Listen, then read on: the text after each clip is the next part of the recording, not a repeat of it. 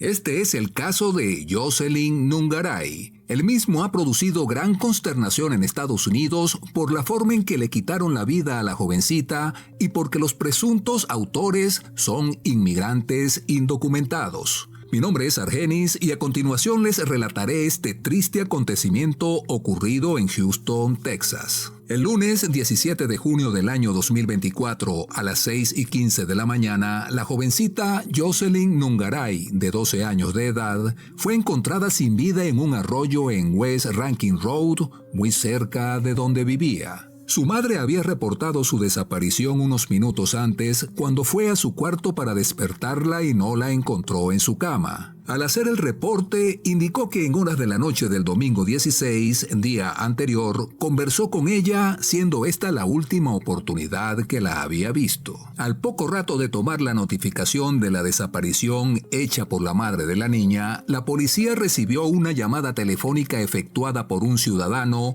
indicando que el cuerpo de una persona se encontraba en un arroyo debajo de un puente, constatándose poco tiempo después que se trataba de Jocelyn. Los presuntos implicados en este horrible crimen son Johan José Martínez Rangel, de 22 años, y Franklin José Peña Ramos, de 26, inmigrantes venezolanos indocumentados, quienes están acusados de quitarle la vida a Jocelyn. Según algunas informaciones no confirmadas aún, los tipos no conocían a la chica, simplemente se consiguieron con ella por casualidad, le pidieron una dirección y ella amablemente los guió a la misma. Los tipos están detenidos acusados de homicidio agravado con posibilidad de aplicárseles la pena capital, que es la sentencia máxima en la nación. Según el Departamento de Inmigración y Control de Aduanas, ICE, de Estados Unidos, los sujetos llegaron al país al cruzar la frontera de forma irregular. Martínez llegó el 14 de marzo del 2024 atravesando por un lugar cercano a la ciudad del Paso, Texas, y Peña el 28 de mayo ingresando por el mismo sitio. En ese entonces, ambos se entregaron a la patrulla fronteriza y luego fueron puestos en libertad bajo fianza con aviso de comparecencia y debiendo usar un dispositivo electrónico en el tobillo. Después, en determinado momento no conocido, se trasladaron desde El Paso hasta Houston, que está a unos 1.200 kilómetros de distancia. Algunos medios de comunicación han afirmado que la policía estableció que la joven había salido de su casa sin que su madre se enterara entre las 10 y las 12 de la noche del domingo 16. Según la policía, la chica y los fascinerosos no se conocían. El domingo 16 los tipos, en horas nocturnas, salieron de un restaurante y se consiguieron con la jovencita por casualidad, le pidieron una dirección y de ahí se dirigieron a una tienda de conveniencia. El encargado indicó que la preadolescente se veía muy nerviosa, por lo que le preguntó si estaba incómoda y ella contestó que no. Seguidamente salieron del lugar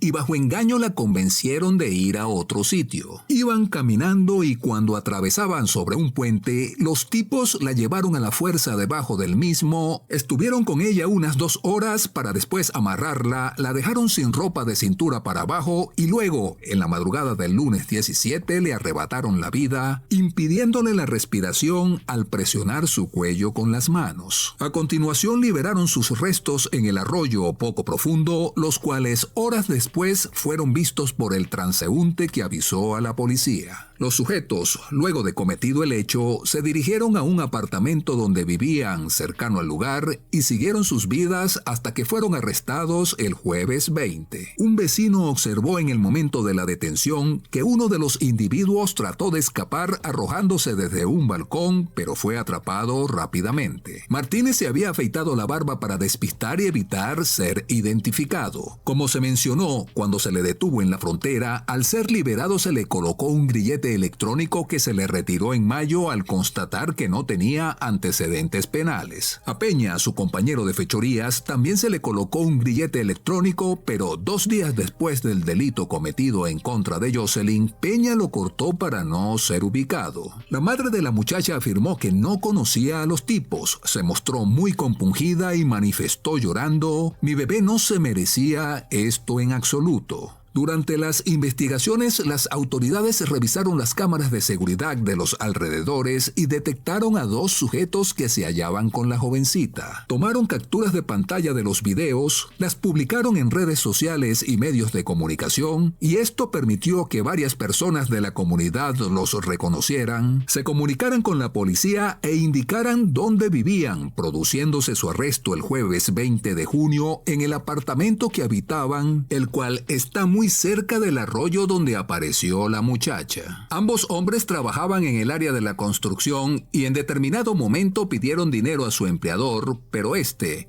en vez de dárselo, llamó a las autoridades. Peña compareció ante un juez del condado de Harris el lunes 24 de junio, quien le fijó una fianza de $10 millones. El mismo monto de fianza recibió Martínez este martes 25 de junio. Durante la audiencia, los fiscales abocados al caso dicen que pedirán la pena de muerte para los sospechosos. También indicaron que la jovencita luchó con todas sus fuerzas contra sus atacantes, logrando producirles heridas de arañazos y mordeduras que incluso se pudieron apreciar cuando los desalmados estuvieron ante el juez. Al momento de la publicación de este video, aún no se conocían las conclusiones del examen forense, por lo que no se sabe por el momento si la chica fue accedida en su intimidad, pero se presume que sí fue así. En caso de confirmarse esto, los sospechosos podrían recibir la pena de muerte. La comunidad de Houston está muy afligida con lo sucedido y han mostrado gran solidaridad con la familia de Jocelyn, manifestándole su pesar. Igualmente, el lugar donde se encontró a la jovencita se ha llenado de ofrendas y regalos en su memoria. Unido a esto, una campaña de GoFundMe que se inició para cubrir los gastos del sepelio rápidamente sobrepasó la meta fijada de $35,000, llegando en estos momentos a más de $112,000. Otro hecho de gran generosidad se dio cuando un empresario se comprometió a pagar todos los gastos del entierro. También cabe mencionar que este lamentable suceso ha incrementado la batalla electoral por la presidencia de los Estados Unidos entre el actual mandatario Joe Biden y su contrincante, el expresidente Donald Trump, ya que el tema fronterizo es uno de los aspectos más discutidos entre ambos bandos, donde se envían acusaciones mutuamente. Las elecciones serán en noviembre y se vislumbra un resultado muy igualado, ya que la confrontación es muy intensa. Trump culpa del crimen contra Jocelyn a las políticas fronterizas implementadas por la administración Biden, mientras que el aparato de campaña del presidente contraatacó al decir que Trump es altamente culpable de que no se haya alcanzado un acuerdo fronterizo que solucionase este fenómeno, el cual preocupa mucho a la población del país. El funeral de la jovencita se llevó a cabo este jueves en Houston con la concurrencia de gran cantidad de personas y líderes de diversas organizaciones y tendencias políticas. En el mismo se sintió un ambiente de gran tristeza e impotencia, donde se le rindieron diversos homenajes y ofrendas en su último adiós. La madre de la niña, Alexis Nungaray, expresó: "Estoy sobreviviendo. Esto es lo más difícil que he podido pasar en toda mi vida". Continúan las averiguaciones por parte de la policía para recabar la mayor cantidad de pruebas posibles para demostrar en corte la culpabilidad de los sospechosos y que reciban todo el peso de la ley. Descansa en paz, pequeña. Les agradezco suscribirse, darle like, compartir y comentar el video. Hasta el próximo caso.